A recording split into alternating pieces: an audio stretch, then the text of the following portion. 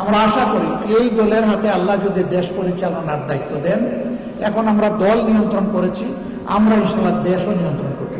এখন আমাদের বিভিন্ন ধর্মের ভাইয়েরা আসছেন আমাদের সাথে ওপেন মঞ্চে পাবলিক মিটিংয়ে, তারা নিজের থেকেই বলছে 54 বছর জামাত ইসলামের কোনো নেতাকর্মী আমাদের 1 ইঞ্চি জমি চলে বলে কৌশলে আমাদের কাছ থেকে কেড়ে নেয় নাই, আমাদের কোনো বোনের ইজ্জতে, আমাদের কোনো মেয়ের ইজ্জতে হাত দেয় নাই, আমাদের কাছ থেকে চাঁদা দাবি করে নাই। যুদ্ধের ময়দানে এক হাত কোপকে ঝুলে গেছে, পায়ের নিচে ফেলে ঠান দিয়ে ছিঁড়ে ফেলেছে। এই হাত আমার এখন বুঝে, এই হাতে আমার দরকার নেই। অবশিষ্ট হাত দিয়ে লড়াই চালিয়ে গেছে। ওই হাতও যখন তুলে গেছে, এটাও ফেলে গেছে। সেনাপতি পা দুইটা চাপ দিয়ে ধরেছেন কমান্ডার ফ্ল্যাগ, ওটাও যখন চলে গেছে আর পা দিয়ে ধরার সুযোগ নেই, দাঁত দিয়ে কামড় দিয়ে ধরেছে। আল্লাহ যেন ওই তৌফিক গুলোই আমাদেরকে দান করে। আমরা চাই দুধ অথবা পানি দিয়ে চিড়া ভিজবে, আর প্রয়োজনে আমাদের রক্ত দিয়ে চিড়া ভিজবে। সবাই তিক্ত করুন, আল্লাহ রসুলও চিন্তিত, কিন্তু আমাদের একজন মায়ের পরামর্শ কার্যকর হয়ে গেল, সমস্ত সমস্যা নিমিষের পরে বাতাসে উড়ে গেল। আল্লাহু আকবার। This is beauty of Islam. মায়েদের কোনো মর্যাদাই ছিল না, মা হিসাবে কোনো মর্যাদা ছিল না। ইসলাম এসে তাদের হাতে এই মর্যাদা তুলে দিয়েছে। এর চাইতে বড় মর্যাদা কেউ দিতে পারবে না, যতই মায়া কান্না করে, বরঞ্চ আমাদের সর্বনাশ করবে। বলে যে মুসলিমরা, এদেরকে আবার কেউ কেউ প্রশ্ন করে অথবা শিখিয়ে দেয়, বলে যে আমাদের কাছ থেকে জিজিয়া কর নেবেন কেন? একজন বড় লিডার একটা ধর্মের আমাকে প্রশ্ন করলেন। আমি একেবারেই সঙ্গত প্রশ্ন আপনি করেছেন। আচ্ছা আপনি বলুন তো আমাকে, মুসলমানরা যাদের সম্পদ আছে তাদেরকেও তো জাকাত দিতে হবে ইসলামী রাষ্ট্রে, তা তো দিতে হবে। যে আপনি কি জাকাত দিবেন? না, আমি তো মুসলমান না, আমি জাকাত দেবো কেন? তো জাকাত তো আল্লাহ নির্ধারিত ট্যাক্স, এই ট্যাক্সের সাথে রাষ্ট্রে অন্যান্য ট্যাক্সও থাকবে, তবে এটা হচ্ছে মূল ভিত্তি। তো এই সমাজে যে উন্নয়ন হবে, এটা কি শুধু মুসলমানরা ভোগ করবে না? আপনার অধিকার আছে। ওই অবশ্যই নাগরিক হিসাবে আমার অধিকার আছে। আমি বললাম তাইলে বিচারটা কোথায়?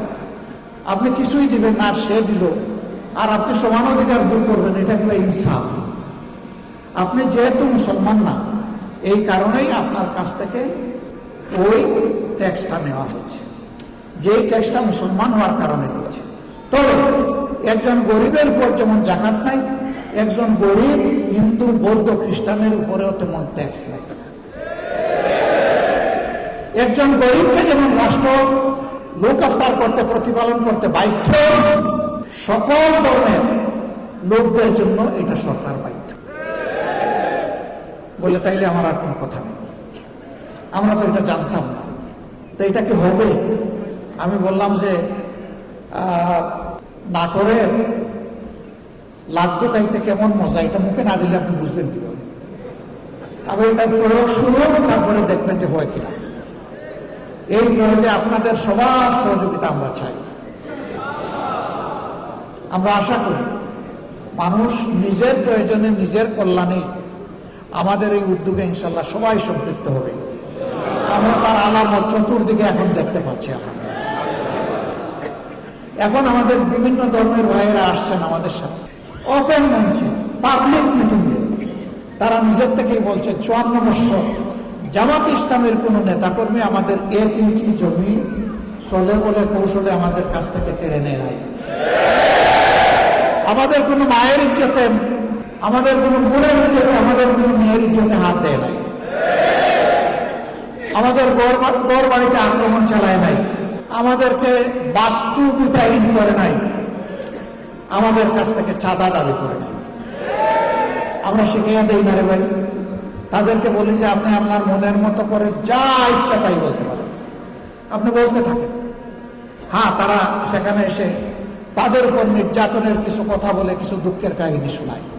আমরা তখন লজ্জিত হই যে আমরা না করি, কেউ না কেউ তো তাদের উপরে এই জুলুমগুলা করে। অথচ আমরা পাশাপাশি প্রতিবেশী যুগ যুগ ধরে এক জায়গায় বসবাস করে আসছি। লেখাপড়া করতে গেলে একই বেঞ্চে বসে, একই ডেস্কে বই রেখে আমরা লেখাপড়া করেছি। আজকে আমাদের এই সহযাত্রীদের সাথে আচরণ কেন?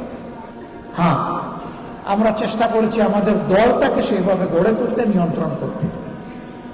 আমরা আশা করি এই দলের হাতে আল্লাহ যদি দেশ পরিচালনার দায়িত্ব দেন, এখন আমরা দল নিয়ন্ত্রণ করেছি, আমরা ইনশাআল্লাহ দেশও নিয়ন্ত্রণ করতে পারি।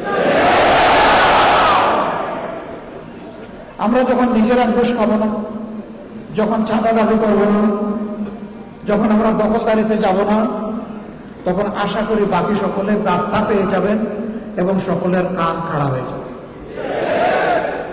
এরপরে আমাদের সংগঠন হোক অথবা যে কোনো নাগরিক হোক, যদি এর কোনো ব্যত্যয় ঘটে, তার জন্য সত্যিকারের প্রয়োগ করার মতো আইন থাকবে ইনশাআল্লাহ।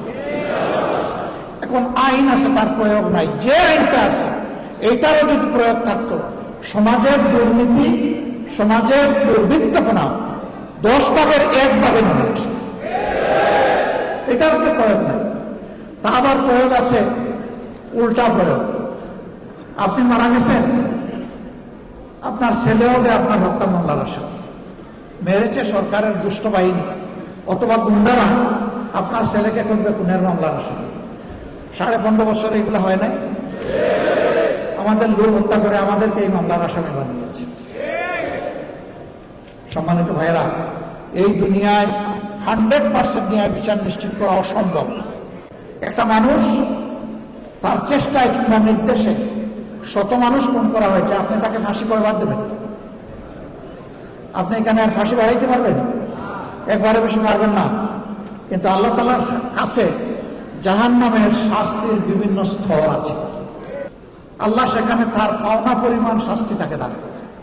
এই বিশ্বাস যদি মানুষের অন্তরে থাকে, তাহলে দুষ্কর্ম করার আগে তার কলজা থরথর করে কেঁপে উঠে ভূমিকম্প শুরু হয়েছে। আমি কেমনি অপরাধ করি? দুনিয়ার কেউ না দেখো, আল্লাহ তো দেখছে। এই ভয়টাই জাতির মধ্যে জাগাতে চাই। এমন একটি সমাজ যদি ইনশাআল্লাহ বাংলাদেশে গড়ে ওঠে, তাহলে জাতি, ধর্ম, দলমত নির্বিশেষে সকলে উপকৃত। এই রূপন সম্মেলনে আজকে যারা হাজির হয়েছে, তারা সমাজ বদলের স্বপ্ন দেখেন। সেই স্বপ্ন যেন ওই লোকের স্বপ্নের মতো না হয়। একজন তার বন্ধুদেরকে বলেছে, গত রাত্রে খুব তৃপ্তি নিয়ে খেয়েছি পেট করে। গত রাত্রে কখন ডিনার? ডিনার না। ডিনার কি খেয়েছিল? হ্যাঁ, তাকে এত ঘুমিয়ে পড়েছিলাম। ঘুমিয়ে পড়েছিলে, ঘুম ভেঙে তুমি কি সাহারি করেছো? কোথাও না। তাইলে কি খেলে?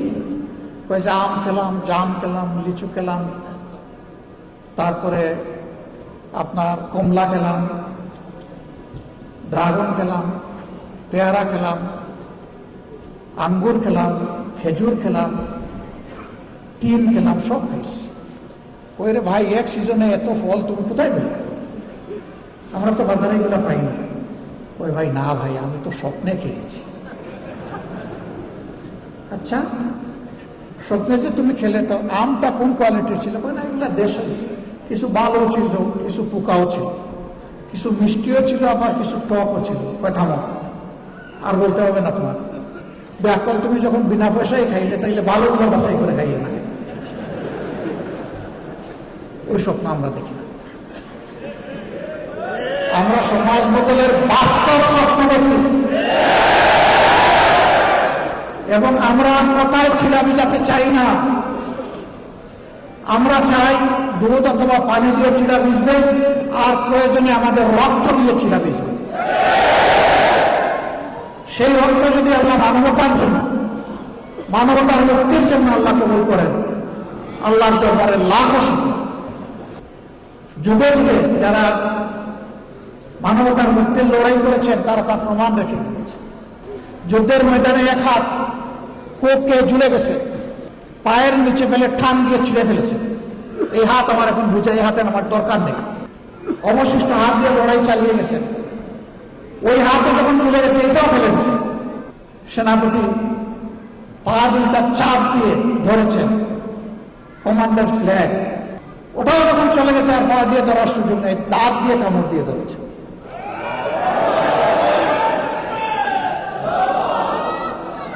আর মঞ্জিলের দিকে চেয়ে দেখছেন মঞ্জিল কত দূর।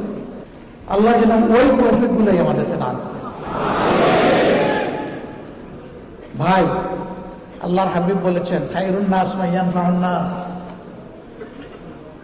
ভাই বোনেরা, সেই মানুষটাই উত্তম যে মানুষের কল্যাণ নিয়ে ব্যস্ত থাকে, চিন্তিত থাকে, পেরেশান থাকে, আর মানুষের অসুবিধা দূর করতে চায়, লেগে থাকে। আমাদের সমস্ত রাজনীতি হবে মানুষের জন্য, মানবতার জন্য। এই কাজে গেলে যে যার সমালোচনা যেভাবে করে করতে থাকুক, আমার কিচ্ছু আসে না। আমরা চলতেই থাকবো ইনশাআল্লাহ। কেউ আমাদের চলার গতি থামাতে পারবে না বিইজনিল্লাহ। আমাদের কোনো চিন্তা নাই, আল্লাহ আমাদেরকে নিশ্চিন্ত নির্বাহ করে দিয়েছে। ওয়ালা তাহিনু ওয়ালা তাহজানু ওয়া আনতুমুল আ'লাউনা ইন কুনতুম মুমিনিন। তোমরা ভীত সন্ত্রস্ত হইও না, চিন্তিত হইও না, বিজয় তোমাদেরই হবে যদি তোমরা মুমিন হও। এ আল্লাহ, আয় রাব্বুল ইজ্জত, আয় আসমান জমিনের মালিক, ওইটুকু ইমান তুমি আমাদেরকে দান করো। ওই ইমানটাই তোমার কাছে আমরা ভিক্ষা চাই, যে ইমান এবং ইমানদারের উপর তুমি সন্তুষ্ট হবে মৌলা। আর যাদের হাত ধরে মুসলিম মানুষগুলার মুক্তি আসবে। জামাত ইসলামী ইনশাআল্লাহ ইসলামী এবং দেশপ্রেমিক শক্তি, সবাইকে সাথে নিয়ে সমাজ বদলের আশা অন্তরে রাখে। এ পথে যত চ্যালেঞ্জ বাধা আল্লাহ যেন সবগুলা দূর করে দেন। মানুষের প্রত্যাশার এই ঠিকানাকে আল্লাহ যেন মজবুত করে দেন, এবং আল্লাহ রাব্বুল আলামিন মানবতার বিজয় যেন দান করেন, কোনো ব্যক্তি, দল এবং গোষ্ঠীর নয়। এই বিজয় যেন হয় মানবতার বিজয়। মহান রব্বে কারীমের দরবারে সেই তৌফিক কামনা করে আপনাদের সকলকে আন্তরিক শুকরিয়া জানিয়ে আমি বিদায় নিচ্ছি। আসসালামু আলাইকুম ওয়া রাহমাতুল্লাহ। আল্লাহ হাফিজ। বাংলাদেশ জিন্দাবাদ। বাংলাদেশ জামাত ইসলামী